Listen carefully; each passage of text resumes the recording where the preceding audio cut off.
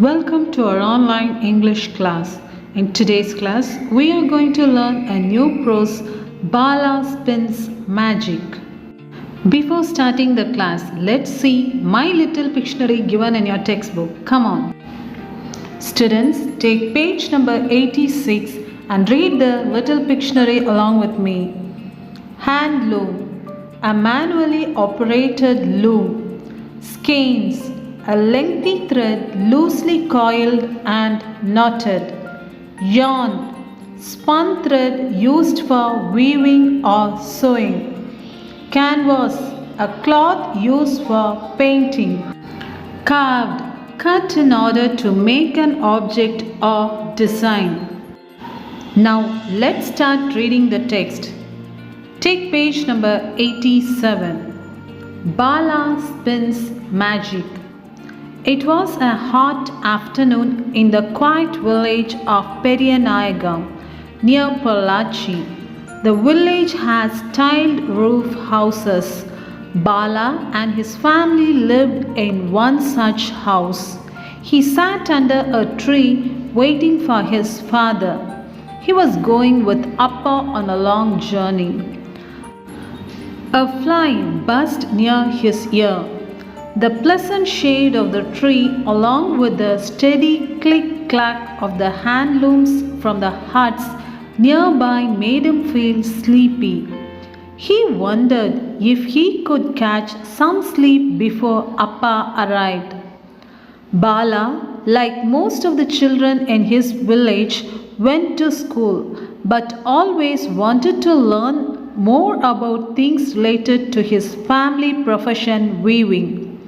Veera Tata had made math easy for Bala by using skeins of yarn in bunches, sometimes adding all the blue skeins and subtracting the yellow skeins, and then doubling the reds and taking away the greens. Bala thought this was a fun way to learn math. Bala lived with his parents in Periyanayagam village in Pollachi. On that day, Bala was sitting under a tree waiting for his father. He is going to travel along with his father on that day. His father and his whole family, they were weavers, handloom weavers, and that day he was thinking how he learned maths. He was a boy who used to go to school, but Veera Tata was the person who taught this little Bala maths.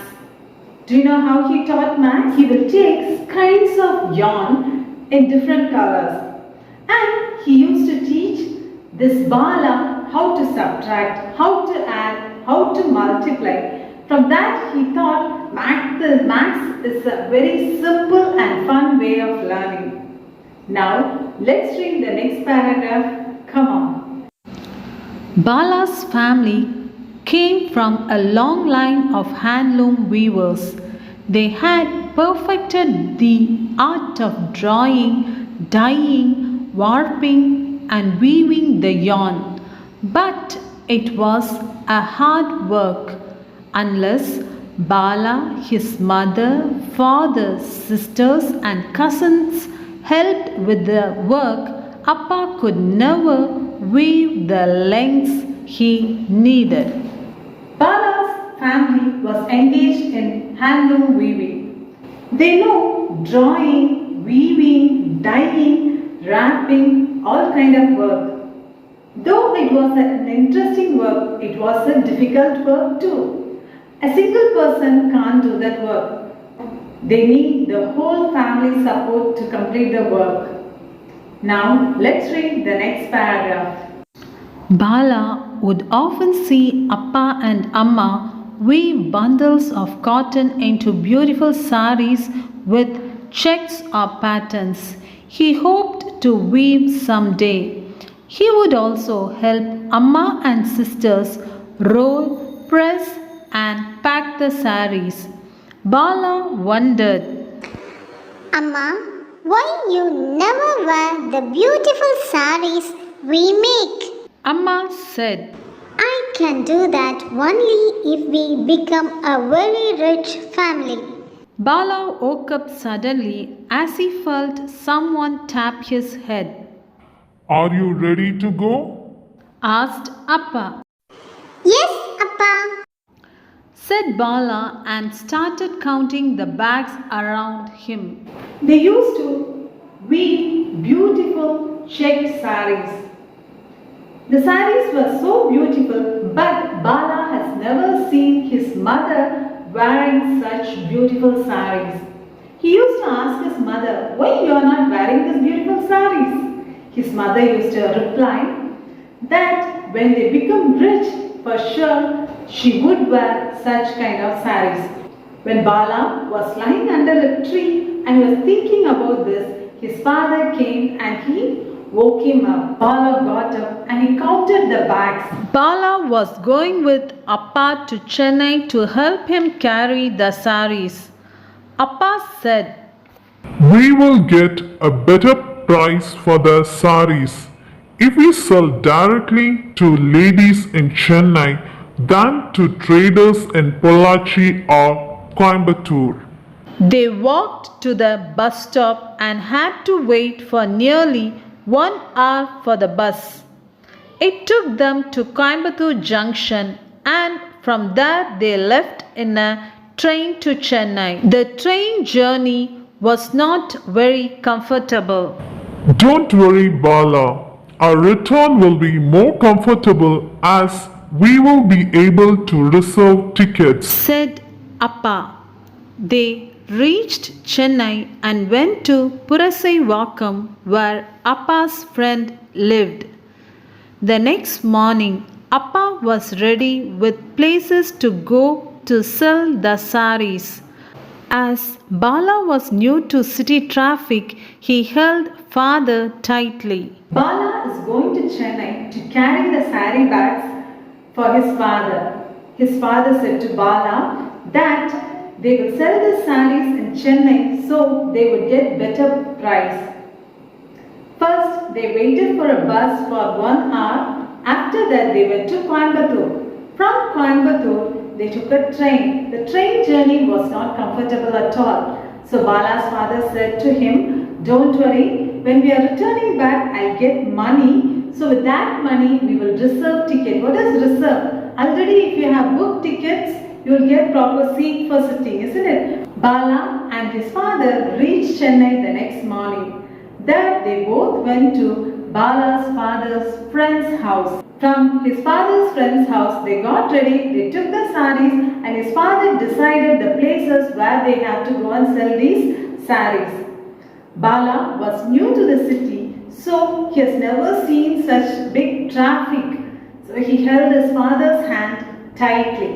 Now let's see whether Bala's father was able to sell all those saris. Soon they reached a big house. After what seemed like many hours, the guard at the door let them in. They sat in a big hall and unpacked the saris. A young boy saw them and called out saying, Mom, that's a man with 2 bundles to meet you. Appa was showing the saris to the lady and trying to sell it to her. He made each sari sound special and unique. He even draped the sari over him to show the design. Soon the other boy asked, Mom, can I ask the boy to come and play with me? Mom said, Okay. What is your name? asked the boy. Periya Nayagam Balakumaran. Said Bala. What's yours? Nitin. Said the boy. Nitin's room was full of toys. Nitin let Bala play with all the toys. Most toys had some electrical control. Since Bala's home does not have electricity, he did not know to play with most of the toys. They both reached a big house and the security led them inside the house. They both were sitting in the hall and at that time a small boy came there and he said to his mother that a man is waiting with 2 bundles. A lady came there and his father started to show off the saris. He showed each and every saree and he explained the uniqueness in that saree.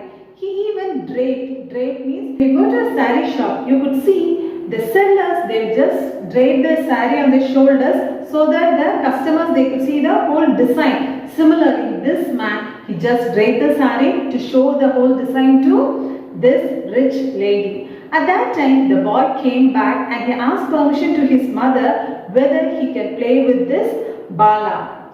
And the little boy's mother gave him permission and he called Bala and he took him to his room. There, they got introduced to each other. The boy gave all his toys to play. But Bala, he doesn't know how to play with that electrical toys because Bala's house. they doesn't have electricity. So he was confused and he doesn't know how to play with the toys. Now let's see the next paragraph.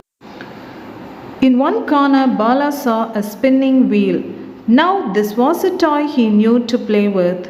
Do you know what to do with it? I don't know to play with it, said Nitin. This is Ratai. Do you have some cotton? Asked Bala. Nitin did not have.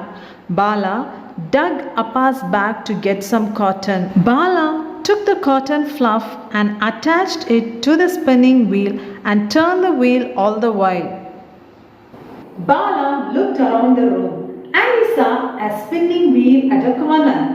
Already this Bala had seen this spinning wheel in his house and he knew how to use it, isn't it? So he asked Nitin whether he knew to play with this toy. Nitin said, no, I don't know. And this Bala said, I know to play with it. And he asked for some cotton. But there was no cotton with Nitin. So Bala took some cotton from his father's bag and he just attached it and he started to turn the wheel. And the magic started to happen. Come on, let's see what was the magic there. You can do magic, shouted Nitin. Can you teach me? Not like that. Do it this way. Here, hold this, spin this, said Bala. Bala had a wide smile across his face. Nitin struggled but soon learned to spin. Soon they stepped out. Appa had sold many saris to the lady.